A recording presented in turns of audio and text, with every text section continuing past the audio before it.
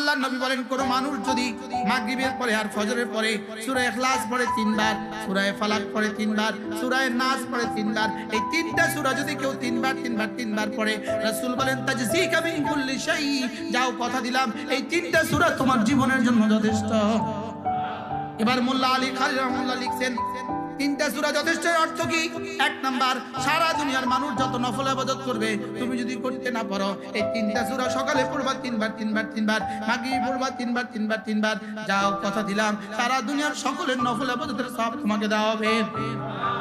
2 number, তোমার আজকের দিনে কি কি প্রয়োজন, তোমার আজকের দিনে কি কি প্রয়োজন, তোমার আগামীকাল কি কি প্রয়োজন, তোমার দুনিয়াতে কি কি লাগবে, তোমার কবরে হাসরে মিজানে ফুলসরাতে কি কি লাগবে তোমার তো জানা নাই। তিনটা সূরা যদি তুমি সকালবেলা পড়ো 9 বার, সন্ধ্যাবেলা পড়ো 9 বার, তাজসিকা মিন কুল্লি শাই, তোমার দুনিয়াতে, তোমার কবরে, তোমার হাসরে, তোমার মিজানে, তোমার ফুলসরাতে যখন যা লাগবে সব দিব।